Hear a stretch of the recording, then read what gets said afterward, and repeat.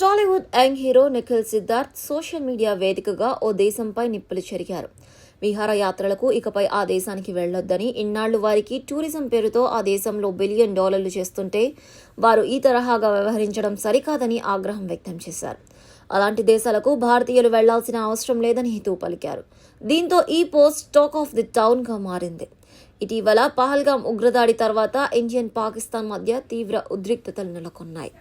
పాకిస్తాన్లోని ఉగ్రవాదులు వారి స్థావరాలకు అంతం చేయడమే లక్ష్యంగా ఆపరేషన్ సింధూర్ చేపట్టింది భారత ప్రభుత్వం.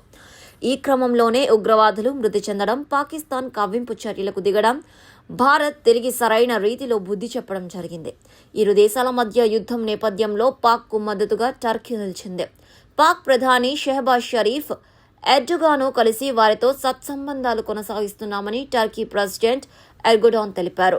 పాకిస్తాన్కి వత్తాసు పలకడమే కాకుండా పహల్గాం ఉగ్రదాడిని ఖండించకపోవడం గమనార్హం. మృతి చెందిన పర్యాటకుల కుటుంబాలకు పట్ల కూడా సానుభూతిని వ్యక్తం చేయకపోవడం విమర్శలకు దారితీసింది. దీనిపై హీరో నిఖిల్ ఫైర్ అయ్యారు. ఇకపై ఎవరూ కూడా టర్కీని సందర్శించవద్దని భారతీయులను కోరారు. టర్కీలో భారతీయులు ప్రతి సంవత్సరం $1 బిలియన్ ఖర్చు చేస్తున్నారని వ్యాఖ్యానించారు. భారత్కు వ్యతిరేకంగా వ్యవహరించే దేశాల కోసం ఇకపై డబ్బు ఖర్చు చేయాల్సిన అవసరం లేదన్నారు నిఖిల్.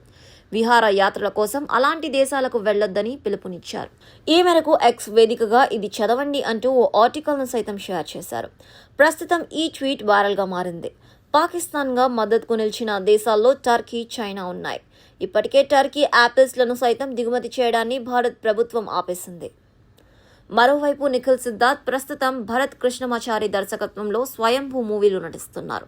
ఈ మూవీలో సంయుక్త మీనన్ హీరోయిన్ గా నటిస్తుండగా పాన్ ఇండియా రేంజ్ లో భారీ బడ్జెట్ తో నిర్మిస్తున్నారు.